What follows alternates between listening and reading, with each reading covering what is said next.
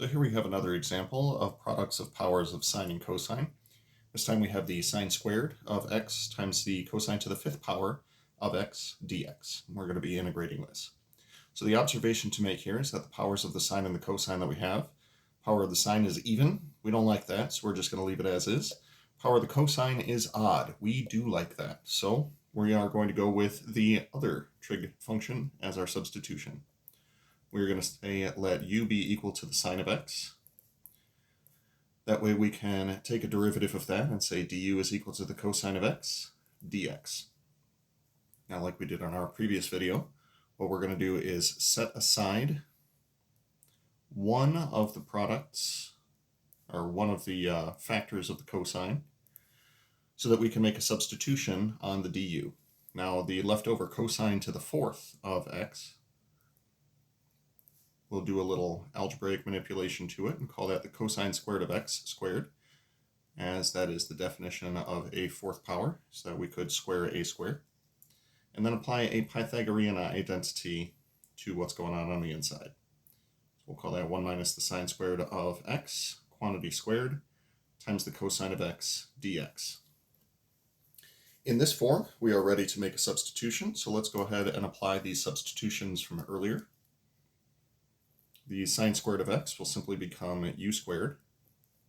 1 minus the sine squared of x will become 1 minus u squared. That quantity will be squared. Excuse me. And the cosine of x dx will become du. This is technically a polynomial in terms of u, so we're going to expand completely so that we can use the power rule.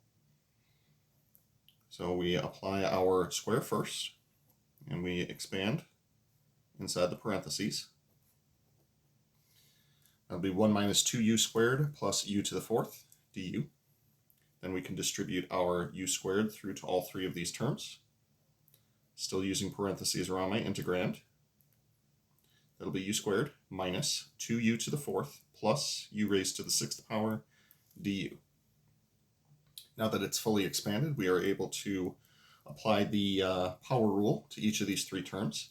U squared will become 1/3 u cubed minus 2 times u to the fourth will become 1/5 u to the fifth, and u to the sixth power will become 1/7 u to the seventh.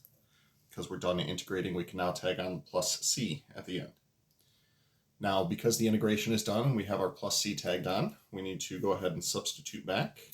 We'll put this thing back in terms of the sine of x. So substituting back u is equal to the sine of x, we get 1/3 sine cubed of x minus 2/5 sine to the fifth power of x plus 1/7 sine to the seventh power of x plus a constant.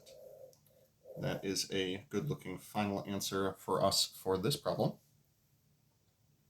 There is, however, one other that I wanted to try out.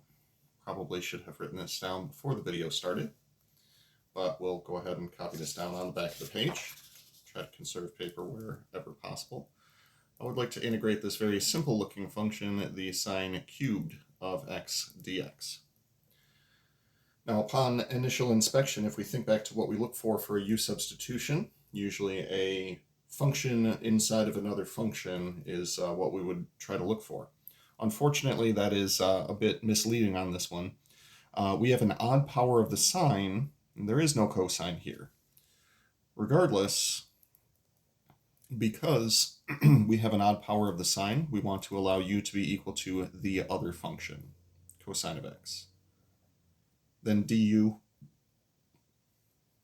will be equal to the negative sine of x dx, or rather, negative du can be substituted as the sine of x dx. We follow the same procedure as what we've been doing. We start by separating. We take one of the sines and put it aside for the dx as part of the du substitution. Then we can take the even power of the sine that's left over and apply a Pythagorean identity to that. That'll be 1 minus the cosine squared of x. So despite the fact that our integrand did not start with any cosines, it wound up with cosines after we followed the typical procedure that we do for sines and cosines. At this point, we are ready to substitute, so let's go ahead and do so. 1 minus cosine squared of x will become 1 minus u squared. and the sine of x times dx will become negative du. Now we could take that negative and factor it outside of the integral, or we could simply distribute it through to the two terms that are in here, giving us a -1 and a positive u squared. We'll call that u squared minus 1 du. At this point, we have a polynomial in terms of u. Let's go ahead and integrate each of those term by term. We'll see a 1/3 u cubed minus u plus a constant. The integration is done. We are ready to substitute back, and we'll substitute our u's back into cosines. This will be 1/3 of the cosine cubed of x minus the cosine of x plus a constant. That would be our final answer.